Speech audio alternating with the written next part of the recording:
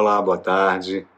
Hoje gostaria de trazer mais um tema magnífico da Palavra de Deus para nós meditarmos juntos, que tem o título Disciplina. Disciplina.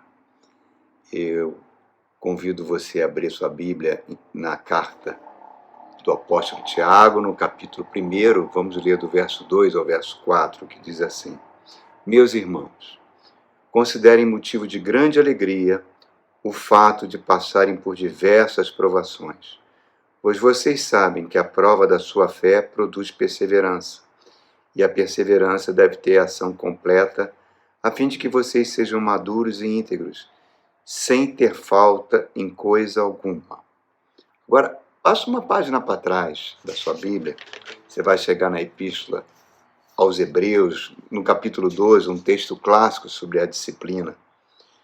12, verso 5, fala assim para nós: Filho meu, não despreze a disciplina do Senhor, e não se desanime quando ele o repreender, porque o Senhor disciplina quem ama e castiga todo aquele que quem aceita como filho. Suportem as dificuldades. Como disciplina, Deus o trata como a filhos, pois qual é o filho que não é disciplinado por seu pai? Se vocês não são disciplinados, e a disciplina é para todos os filhos, então vocês não são filhos, são filhos ilegítimos. Além disso, tínhamos pais humanos que nos disciplinavam, e nós os respeitávamos. Quanto mais devemos submeter-nos ao Pai dos Espíritos para assim vivermos? Nossos pais nos disciplinavam por curto período, segundo lhes parecia melhor, mas Deus nos disciplina para o nosso bem, para que participemos da sua santidade. Nenhuma disciplina parece ser motivo de alegria no momento, mas sim de tristeza. Mais tarde, contudo, ela produz um fruto de justiça e paz para aqueles que por ela foram exercitados. Disciplina não é um tema muito, digamos assim, desejado, pelos cristãos ouvirem pregação que fala sobre a disciplina. A gente gosta muito de pregação sobre o poder de Deus nas nossas vidas, nós gostamos de ver pregações sobre Deus fazendo obras maravilhosas nas nossas vidas, portas abertas, prosperidade. Claro que são mensagens muito bonitas, muito boas, mas como o mover de Deus na nossa vida sempre tem alguns pré-requisitos, Liberar perdão, andar em amor com seus semelhantes. E um dos pré-requisitos é exatamente esse, a disciplina, a capacidade de gerar em nós domínio próprio. Domínio próprio é um fruto do Espírito Santo. Só que esse fruto, quando a gente se converte, ele está na forma de uma semente que precisa ser desenvolvido por nós. Deus não vai fazer isso por nós, é nós que fazemos. E a disciplina é um alimento do nosso caráter. A Bíblia é repleta de promessas que só vão acontecer, irmãos, se nós desenvolvermos o domínio próprio, se nós formos pessoas disciplinadas. E Deus espera que a gente faça isso, para desenvolver o autocontrole. E Ele não vai fazer isso por nós, porque Ele já nos deu tudo o que nós precisamos na pessoa do Espírito Santo em nós. Cristo enviou o Espírito Santo exatamente isso, para nos transformar. Então, vamos trabalhar nesse tema. Se a gente buscar uma definição em qualquer dicionário, você vai ver que ela tem duas grandes definições, a palavra disciplina. Primeiro, um conjunto de regras elaboradas por uma autoridade superior que deseja que a gente siga essas regras. Você pode trazer para os mandamentos do Senhor, Nosso Deus estabeleceu alguns mandamentos que Ele espera que a gente os siga. Segundo, um conjunto de métodos e ações para obter um fim desejado. Um atleta, para obter uma medalha, ele tem que fazer toda uma parte de treinamento, tem que submeter o seu corpo a um rigor do treinamento para obter uma medalha. E aí, quando eu estava pensando nessa mensagem, me veio à mente, para falar sobre disciplina, o treinamento dos mergulhadores de combate da Marinha. É uma tropa de elite, que tem uma missão extremamente específica de tomar uma praia à noite. Normalmente eles são lançados por um submarino ou por um navio à noite, eles vão com um bote até a praia, e para tomar aquela posição e conquistar aquela posição, ou fazer algum tipo de ato de guerra para que facilite a entrada de tropas depois. Pois bem, é um treinamento extremamente exaustivo, o treinamento do mergulhador de combate. Eles ficam dias e noites, às vezes, sem comer nada. Eles ficam noites e noites sem dormir, ou dormem apenas 1 hora. Exercícios físicos que levam à exaustão. Manejo de vários tipos de armamento. E, apesar de toda essa dificuldade, é muito procurado por militares da Marinha fazerem esse curso de mergulhador de combate. Só que a seleção é extremamente rigorosa. Dos candidatos, 90% dos candidatos, em média, são reprovados. E o que se exige para esses candidatos, além do preparo físico, é lógico, né, é um exame psicotécnico que é extremamente rigoroso. É esse exame que reprova a maioria dos candidatos. Porque esse exame tem em vista ver qual a característica que aquele militar tem para ser um futuro mergulhador de combate. Se baseia em duas. Primeira, a capacidade de suportar provas difíceis, cansativas, que não são nem um pouco agradáveis, exaustivas, está sob uma intensa pressão emocional, mas principalmente ser uma pessoa, um militar, que obedece rigorosamente às ordens recebidas, que não é um militar murmurador que se queixa, porque numa situação de guerra, o militar que não obedece na situação de mergulhador de combate, ele questionar as ordens recebidas ou começar a murmurá-las, será o primeiro a morrer em combate. A gente pode pegar esse exemplo para mostrar para a gente que a Bíblia diz que nós, como cristãos, vivemos num ambiente hostil. Nós estamos constantemente numa situação de combate espiritual. Nós estamos num mundo que é um ambiente de sofrimento, que não foi criado por Deus. O mundo é uma criação humana inspirada por espíritos malignos, que a Bíblia chama de dominadores desse mundo tenebroso. O mundo é um conjunto de um sistema, né, cultural, financeiro, material, de exploração do ser humano. E a Bíblia diz que esse mundo jaz no maligno. 1 João ainda fala mais. Aquele que tem amizade com o mundo tem inimizade com Deus. Por quê? Porque o sistema mundano diabólico que nós vivemos é totalmente contrário aos mandamentos e à lei de Deus. Então, o sistema desse mundo tem um poder tremendo para corromper o nosso espírito e comprometer a nossa vida eterna. Então, por isso que em João 17, Jesus faz uma oração sacerdotal. Ele pede ao Pai, fala: Pai, não os tire do mundo. A gente até fica meio perplexo. Ué, se o mundo é um lugar tão ruim, perigoso, que tem tanta maldade, por que Jesus fez essa oração? Porque é no mundo, passando pelas coisas que o mundo oferece, passando por lutas, por provações, por sofrimentos, que nós vamos ser treinados por Deus, treinados principalmente no nosso caráter, para que o nosso caráter reflita cada vez mais a imagem e semelhança de Cristo.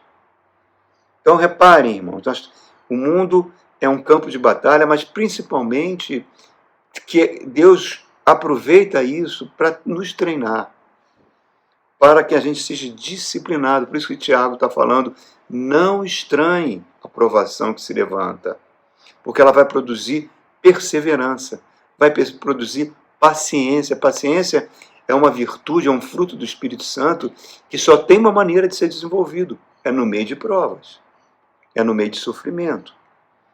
Hebreus fala que nós seremos disciplinados como filhos. Então reparem, irmãos, tudo isso tem uma ligação. A disciplina nunca é algo agradável, nunca é algo que dê prazer. Mas lá na frente a gente vai ver que aquilo colaborou para o nosso bem. Tribulações, às vezes desabam, nós ficamos desorientados, às vezes dor, sofrimento vem. É difícil até compreender porque nós estamos passando por isso. Mas Tiago está falando para que a gente seja maduro e íntegro. Íntegro está falando sobre a característica do caráter.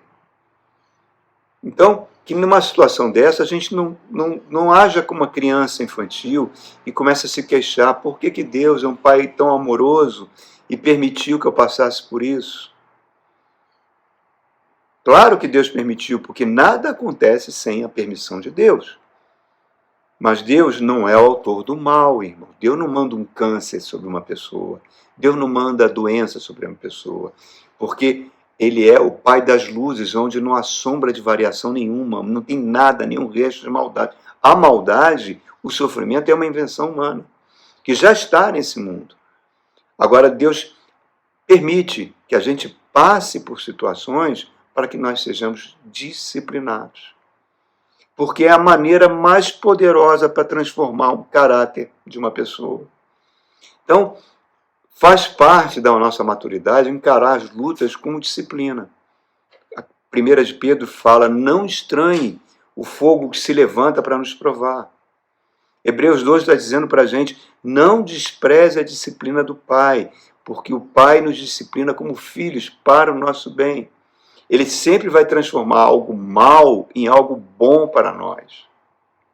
O mergulhador do combate vai ser vencedor se ele for uma pessoa que, além de todo o treinamento, for uma pessoa focada no seu objetivo e que não vai perder tempo murmurando ou questionando ordens. Deus quer que você seja, permite a analogia, um mergulhador de combate na sua família, para que a sua família vá bem no casamento, na criação dos seus filhos, no ambiente de trabalho que você está. A Bíblia quer que você seja um vencedor, mas não, esse termo vencedor ele foi muito corrompido pelas muitas igrejas, muitos ensinos, por muita, como é que eu posso dizer, me permite até falar isso, por muitas marchas, né, que usam o evangelho como fins políticos, foi profundamente corrompido. Vencedor na Bíblia não é aquele que é rico, não é aquele que prospera. Vencedor na Bíblia é aquele que domina o seu espírito. É aquele que se aproxima cada vez mais do caráter de Cristo. E quais são as características do caráter de Cristo? Ele mesmo falou. Eu sou manso e humilde de coração. Aprendei de mim, para que você encontre descanso para a sua alma. Então, reparem, tem tantas coisas envolvidas nisso, de forma que a gente precisa entender. A Bíblia fala que Hebreus nos disciplina como filhos. Hoje, olha, irmãos, não é brincadeira não, acho que nos últimos 10 anos, uma das coisas que eu tenho visto que tem sido mais negligenciada e que tem trazido mais sofrimento é a falta de disciplina na educação, no lar, com os filhos. Recentemente, eu tive acesso a uma pesquisa que aconteceu nos Estados Unidos, onde um grupo de psicólogos estavam gritando, eu permito usar essa expressão, para os pais não serem omissos na aplicação da disciplina para os seus filhos. Porque está acontecendo uma tragédia silenciosa. Está acontecendo lá, está acontecendo no mundo inteiro, irmãos. Filhos estão cada vez mais entrando num estado emocional devastador. 1 em cada 5 pré-adolescentes e crianças assim na faixa de 8, 9 anos apresentam problema de saúde mental. O aumento de depressão em pré-adolescentes e adolescentes aumentou muito. Taxa de suicídio entre jovens de 10 a 14 anos aumentou muito em vários países. Por quê? Eles falam as causas, né? Os jovens, as crianças são super abastecidas de coisas, não tem disciplina de horários, não tem disciplina de horário de alimentação, não tem disciplina de sono, os limites não são definidos. Os limites precisam ser estabelecidos pelos pais. As crianças estão tendo tanto acesso a tanto tipo de tecnologia que cada vez elas brincam menos na rua, ao ar livre, com amiguinhos. Os pais estão ficando tão digitalmente emaranhados em sua rotina, que são digitalmente indisponíveis para os filhos. E os filhos cada vez mais com sono desequilibrado, com uma nutrição cada vez mais errada, com uma estimulação sem fim, acesso a tanta coisa horrorosa na internet, a jogos violentos, recebem dos pais gratificações instantâneas por qualquer coisa, vão gerando no coração algo que é altamente sadio para uma criança, a rotina, passam a ter repulsa à rotina, repulsa a momentos de quietude porque acham tediosos e chatos. Crianças que mandam nos pais, mandam na casa, que não suportam ouvir um não são treinadas a ouvir um não recebem tarefas obrigatórias, não têm limites de responsabilidade, protegidos contra qualquer tipo de frustração, não aprendem a esperar, não aprendem a ter paciência, acesso à tecnologia para poderem ficar quietos e não perturbarem seus pais, que não brincam com seus filhos. Os pais estão tão preocupados, irmão, tão preocupados em dar escolas melhores, fazem sacrifício financeiro, então entesouram poupanças financeiras, pensando no futuro do filho, mas não trabalham no caráter da criança. Vão crescendo crianças sem empatia, sem amor ao próximo. Por isso você vê essas cenas horrorosas em muitas escolas, de violência. E a natureza humana, ela precisa ser disciplinada, a Bíblia é muito clara nisso. Ela precisa ser domada por meio de disciplina. O livro de Provérbios fala, mais vale alguém que controla o seu ser, que tem autocontrole, do que um guerreiro que toma uma cidade. E existem vários exemplos na Bíblia de pessoas que perderam bênçãos fantásticas por falta de disciplina, por falta de autocontrole, por falta de domínio próprio. O livro de Números, né, que tem no Pentateuco, que Números é uma palavra que significa, vem de uma palavra hebraica que significa no deserto, que mostra o povo de Israel que, depois de 400 anos de escravidão terrível, com genocídio de crianças, com trabalhos de horas e horas e horas sem alimentação adequada, à base de chicote, à base de morte do povo. Deus arranca esse povo do Egito, que era o maior império da época, leva para o deserto em direção à terra prometida, debaixo da liderança de Moisés. E a gente vê o cuidado de Deus no povo no deserto, irmãos. Eles tinham maná para comer, eles tinham água que saía da rocha, sombra pela manhã, chama de fogo à noite para aquecer por causa do frio do deserto. As roupas não envelheciam, ninguém ficava doente. Mesmo assim, eles murmuravam o tempo todo, irmãos. O tempo todo. Chegaram até pedir, várias vezes atacam Moisés e pedem para voltar para o Egito, para a escravidão. E esse tipo de comportamento está presente na natureza humana, irmão. Todos nós temos isso.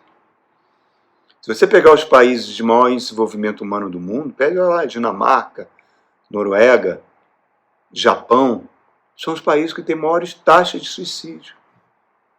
Então, a gente vai chutando para o alto virtudes de caráter que precisam ser desenvolvidas. Humildade, modéstia, gratidão, fé. A gente joga ao vento para que dá ouvido já a um passado imaginário que nunca aconteceu, ou uma iguaria imaginária que só vai nos adoecer e nos matar, irmãos. Tudo isso advém da falta de disciplina, e isso é altamente contagioso. Isso é estimulado pelos dominadores desse mundo tenebroso, por espíritos malignos. Por isso que tanta gente se cansa de igreja, se cansa de pastor, se cansa da Bíblia, se cansa do cônjuge, se cansa dos filhos. Um estado de pecado dentro do coração humano é que produz essas falhas graves de caráter. E falha de caráter, irmão, não adianta psicólogo, não adianta remédio tarja preta. Nada pode mudar isso. E Deus sabe disso, irmãos. E Deus não quer que a nossa vida futura eterna seja comprometida por isso. E Ele entra com disciplina, para o nosso bem. E Hebreus está falando para que a gente seja participante da sua santidade. A melhor coisa que um ser humano pode experimentar é a santidade. Santidade não é você se privar de coisas. Santidade é alegria, é amar o viver. Deus produz isso em nós. Tiago está falando, a disciplina, as provas, vêm para transformar a gente em pessoas maduras e íntegras, com caráter. A quantidade de cristãos fazendo atitudes de golpes na praça, envolvimento com política, envolvimento com falcatruas de dinheiro, é tanta coisa, irmão, que não vale a pena a gente nem entrar nisso. E são falhas de caráter. E quando a gente murmura, a gente está dando um tapa na face de Deus. Os israelitas faltavam apenas 11 dias para eles conquistar a terra prometida. Chegaram, murmuraram, se queixaram. Deus fala, toda essa geração adulta, de 18 anos em diante, ninguém vai entrar na terra prometida, exceto 2, Josué e Caleb. Todo mundo vai voltar. Volta.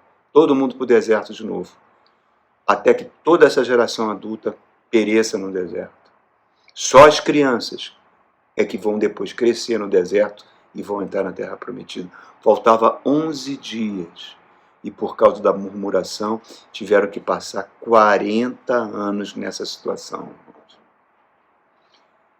Provérbios 15:32 fala, aquele que despreza a correção, menospreza a sua alma. Jesus estabeleceu vários princípios espirituais, e um deles, falando da sua própria morte, mas é um princípio espiritual, ele fala, o grão de trigo tem que morrer para que ele frutifique. A nossa natureza carnal precisa morrer para que a nossa vida espiritual seja plena. E isso passa por um entendimento, por perdas, por situações difíceis, por provas, sabendo que Deus sempre vai nos ajudar, irmãos. Sempre. Porque Ele sabe que nós somos pó, que sem a misericórdia dEle nós seríamos consumidos. Saber, a gente às vezes sabe que Deus não gosta que a gente faça algumas coisas, mas a gente faz. Mesmo assim a gente faz. E nós vamos colher lá na frente, irmãos. Não é o fato de Deus não reagir na hora que isso passa impune. Não passa. Gálatas mesmo fala, de Deus não se zomba. Aquilo que o homem plantar, ele vai colher. Então, outra coisa também fundamental, as nossas emoções e os nossos sentimentos são inimigos do domínio próprio. São inimigos, meu irmão, porque a gente permite muitas vezes que isso tire a gente da razão. Vide aí tantos casamentos que fracassam. Aquela menina está apaixonada por aquele rapaz. Dá um exemplo, né, muito comum.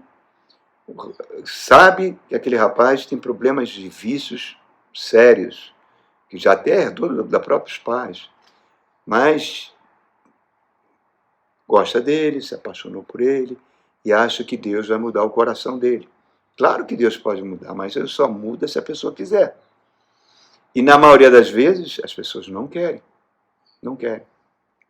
E por isso você vê pessoas que se casam tão apaixonadas, com tantos votos de felicidade eterna, daqui a pouco você está vendo violência, barbárie, feminicídio e tantas outras coisas, divórcio, famílias destruídas. Por quê? Porque não teve o discernimento e o domínio próprio para segurar as suas emoções e não entrar num relacionamento que ia trazer dor. A falta de domínio próprio produz maus hábitos, hábitos nocivos, hábito de gastar muito mais do que a gente ganha, hábito de comer muito mais do que a gente deveria comer, né? Os médicos americanos dizem que o principal câncer da humanidade hoje é ficar muito tempo sentado ou muito tempo deitado numa cama, porque nosso corpo foi feito para ter movimentos. E aí a gente não tem isso, e daqui a pouco a gente está nutrindo inveja de quem tem. Eu queria ter aquele corpinho. Mas vai ver o sacrifício que aquela pessoa faz. Vê como ela se priva de refrigerante, como ela se priva de tanta coisa que poderiam prejudicá-la. E muitas vezes a pessoa não quer se privar. Ah, eu queria ter aquela vida próspera, aquela vida certinha, financeira, está sempre sobrando um dinheirinho para viajar, fazer alguma coisa. Mas ele se priva de gastar demais, ele controla o seu dinheiro, ele tem domínio próprio, ele tem disciplina. E Deus espera isso de nós, irmãos. Caráter forjado. Um caráter forjado não sente inveja de ninguém. De ninguém, irmãos. De nenhuma conquista dos outros, porque ele sabe que tem que pagar o mesmo preço que a outra pessoa está pagando. O apóstolo Paulo, gente, é fantástico isso, e triste ao mesmo tempo, porque hoje a gente vê tantas pessoas usando o título de apóstolo, né, e completamente contrário à Bíblia, porque a Bíblia diz que o apóstolo é aquele que foi enviado por Jesus e que foi testemunha da sua ressurreição. Né? Bom, sem entrar nesse mérito, mas o apóstolo Paulo, que foi uma testemunha um pouco mais adiante, anos depois da ressurreição de Cristo, mas o Cristo apareceu para ele e comissionou ele para levar o evangelho para a Europa, para a Ásia, e sofreu naufrágio, sofreu perseguição, sofreu bastonadas, e ficou em prisão, chicotada, ele sofreu tudo. E terminou a sua vida decapitado por ordem de Nero em Roma. E ele plantou as igrejas, escreveu essas epístolas maravilhosas. Da onde veio esse segredo? Ele falava, eu esmurro meu corpo e reduzo ele à escravidão. Ele teve que desenvolver uma autodisciplina, senão ele não faria nem a milionésima parte do que ele fez. Irmãos. Por que Abraão é o pai da fé? Né? Porque, por vários motivos, mas um dos motivos marcantes, Deus chegou para ele e falou, você ama muito o seu filho Isaque, o filho da promessa. Tudo bem, vamos ver se você ama mesmo. Sacrifica. Você diz que me ama também? Então vamos ver se você me ama. Sacrifica o seu filho. Lá no Monte Moriá. Abraão não pensou duas vezes, irmãos. Não pensou duas vezes. E Deus fala para ele, eu vi que você não me negou o próprio filho. Eu vi que você, o amor que você tem por mim. Por isso, meu amigo Abraão, está aí, é o pai da fé. Está no paraíso. Jesus conta parábolas que ele está ali no paraíso recebendo até pessoas que partiram na morte. A disciplina faz a gente ficar rígido, amigo, para poder resistir o dia mal. A gente vê, aqui nós estamos aqui em Brasília, estou olhando aqui de frente, eu vejo uns pinheiros bem altos, bonitos, lindos, que tem no parque da cidade. Às vezes bate um vento forte, e algumas vezes aconteceu isso, alguns caíram. Outro, você passa ali e vai andar de bicicleta no parque, tem uma área isolada embaixo dos pinheiros, pela ameaça que eles têm de cair por causa dos ventos fortes. Agora vai ver as árvores do cerrado que tem no parque. Tronco todo torcido, mas estão lá, ó. Aquelas raízes vão até lá no fundo para pegar a água. Pode ser o vento que for, elas permanecem de pé. E é isso que a disciplina faz conosco, irmãos. Ela vai fazendo você aguentar os ventos fortes, os mares da vida. É Jesus falando, construindo a sua casa sobre rocha. Gratidão nos corações também produz isso. Os rabinos falam que existe uma bênção de Deus pesada, invisível, estática, que ele chama de Hod, né? Que faz você chegar na sua casa e agradecer pelo sofá, agradecer pelo teto, pela cama para você dormir, pelo alimento que você tem, pelo trabalho que você tem, que dá o sustento da sua família. Isso faz você ser uma pessoa grata. Perdeu aquele ônibus, não vai murmurar, porque de repente, mas eu vou chegar atrasado no trabalho. Mas de repente aquele ônibus que você perdeu foi o responsável por Deus te livrou de um assalto que poderia estar acontecendo ali, ou de um acidente. Quantos milhares de livramentos que Deus já fez nas nossas vidas que a gente não sabe. Então, suportando as provas, suportando as crises, sem murmuração, nós vamos recebendo discernimento espiritual. Porque a disciplina de Deus sempre vai conspirar para o nosso favor. O mundo se levanta o tempo todo para fazer o mal. Nós somos frágeis, nós podemos ficar abalados, mas é na nossa fraqueza que Deus vai nos abençoar. E Deus nos testa, irmão, o tempo todo, para ver como é que nosso caráter está. Uma vez eu conheci um professor que dava aula numa faculdade particular aqui em Brasília. O pagamento dele toda hora era atrasado. E ele ficava muito triste com isso. Um belo dia, mas recebia com atraso, mas recebia. Até que um dia ele olhou o seu contra-cheque e viu 4 pagamentos de uma vez só sendo depositados. Ele achou aquilo estranho, porque não fazia sentido. Ele procurou a dona da faculdade e mostrou o contra-cheque. Eu acho que houve um erro no pagamento, estão me dando muito mais do que o meu salário. Caráter. Caráter. Ele podia ter ficado quieto, como muitos crentes fazem. Ah, bênção, bênção na minha vida. Deus não age na ilegalidade. Deus não age na contradição, irmãos. Então, que a gente aprenda o tempo todo que Deus nos testa para o nosso bem, nos disciplina para o nosso bem. Satanás chega para Deus e fala: esse seu servo Jó, que você diz que é muito legal, muito bonzinho, ele é assim porque tu abençoa a vida dele. Tu deu tudo para ele, riqueza, prosperidade, famílias, filhos. Ele nem resfriado fica. Deixa eu tocar na vida dele. Vai ver como o amor dele é interesseiro, e no instantinho ele vai murmurar contra você. Deixa eu tocar, deixa eu passar ele na minha peneira. E o que é que Deus fala? Ele está nas tuas mãos, mas não o mate. E aí a gente sabe a história. Há um monte de maldade que Satanás fez com a vida de Jó, tornando a vida de Jó extremamente difícil. Em nenhum momento Jó se queixou contra Deus. E depois Deus recuperou tudo que ele perdeu e ampliou o seu campo espiritual. Cristo nos aceita com todos os nossos defeitos, mas não nos deixa ficar como nós somos. Não deixa. Ele vai trabalhar. Ele vai trabalhar em nós. O que eu tenho que ter cuidado é para não ser um crente vampiro, né? Aquele que quer beber do sangue de Jesus, quer que o sangue de Jesus limpe determinadas áreas, mas não limpe outras, né? Não, Jesus, deixa isso aqui quieto, deixa isso aqui, não mexe nisso não. Não é assim que funciona, irmãos. Não podemos esquecer que quando nós descemos as águas do batismo, nós fomos transportados do império das trevas para o reino do Filho do seu amor. Se a gente murmura, se a gente rejeita a disciplina, se a gente volta a uma vida de pecado, mais escravos nós vamos continuar sendo, irmãos. Então, queridos, reparem tudo isso que eu estou falando aqui. Tudo isso está falando.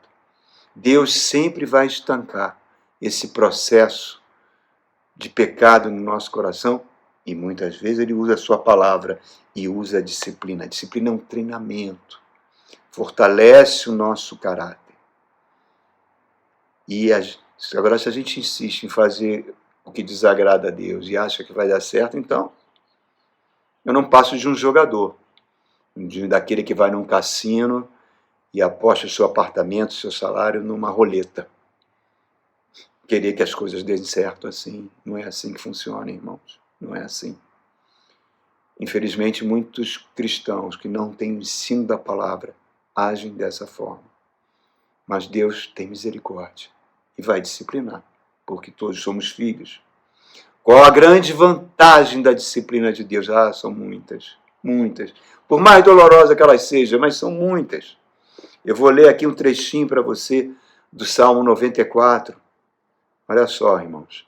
Olha que coisa fantástica que está dito aqui no Salmo 94, a partir do verso 12.